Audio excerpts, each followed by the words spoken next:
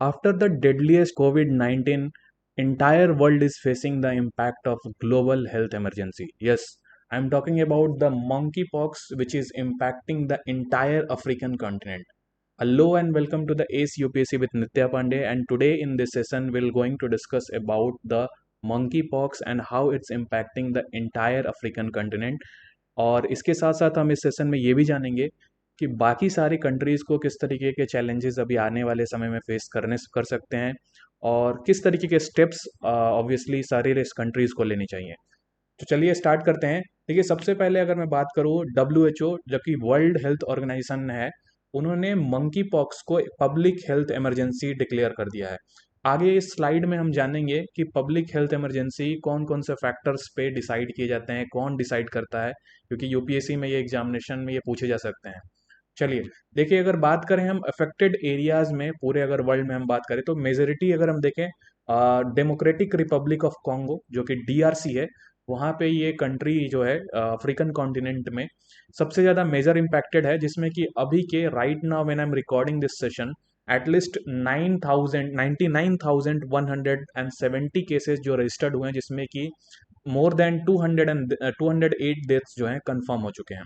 अगर बात करें हम मंकी पॉक्स की, initially in 1970 democratic Republic of Congo से ही इनिशिएट हुआ था। तो दिस पेंडेमिक और this global health emergency according from the monkey pox is not the new, obviously it has emerge in the past also.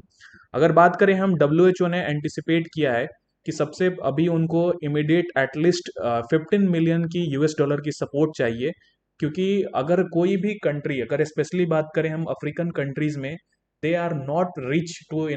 Combat this kind of situation. तो चाहे वो कोई भी कंट्रीज हम बात करें, चाहे वो डेवलप्ड कंट्रीज हो, यूएसए हो, इंडिया हो, और स्पेशली अगर हम बात करें यूरोपियन कंट्रीज को यहाँ पे आगे आना होगा to help this African continent, क्योंकि जब तक कि ये कंट्रीज वहाँ पे अपने पैसे को, अपने रिसोर्सेज को यूटिलाइज नहीं करेंगे, तो there is a possibility that this monkey pox can affect the other parts of the countries and other parts of the world also। देखिए, अगर हम बात करें मंकी पॉक्स की, तो ये एक वायरल इन्फेक्शन है, जो कि इसमें अगर हम बात करें सिम्टम्स क्या क्या होते हैं, जैसे कि हेडेक हो सकता है, फीवर हो सकती है, मसल एक होती है,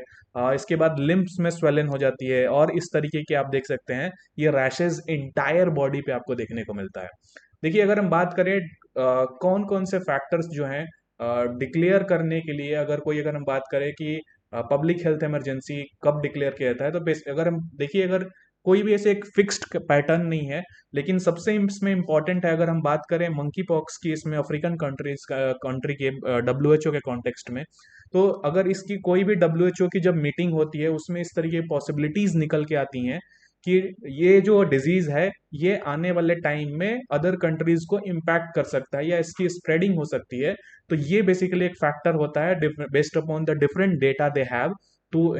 take the step and to declare that this disease can be a global health problem for the other countries. So basically to combat this and to make this thing awareness create करने के लिए public health emergency declare किया जाता है। देखिए, इसमें बात करें हम ट्रांसमिशन में, तो दो तरीके से ट्रांसमिशन होती है। पहला जो होता है वो एनिमल टू ह्यूमन है, और दूसरा ह्यूमन टू ह्यूमन है। इसमें देखिए, अगर एनिमल टू ह्यूमन बात करें हम, जो भी इम्पैक्टेड या जो भी अफेक्टेड जो एनिमल है, अगर उससे बाइट्स स्क्रैचेज हो जाए, इंसान को कांटेक्ट हो जाए उसके म्यूस्कोल से, या फिर अगर हम बात करें कंजम्पशन ऑफ बश मीट, अगर वो जो पर्सन है, या मीन जो जानवर है, उस मीट की कंजम्पशन होती है और वो मंकी पॉक्स से ग्रसित है, तो उसमें भी ये ट्रांसमिट हो सकती है। ब्लड, इसके बाद हम बात करें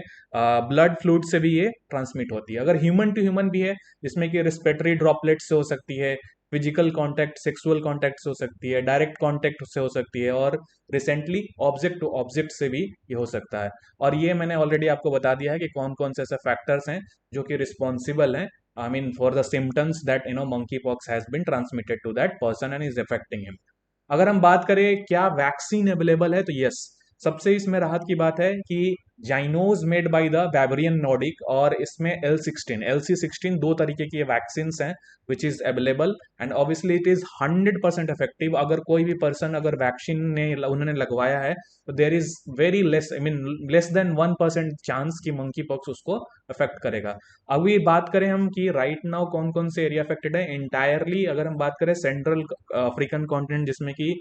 कॉन्गो है, Congo is the affected area. और जब तक कि WHO इस पे स्टेप्स ले रहा है टू रिड्यूस इट और to reduce the contamination so that it can spread to the other parts of the world. So thank you all, that's it for today. If you have any questions or queries related to the anything related to the preparation, you can ask your question in the that by joining the Telegram channel, and the link of this channel is given in the description. So thank you all.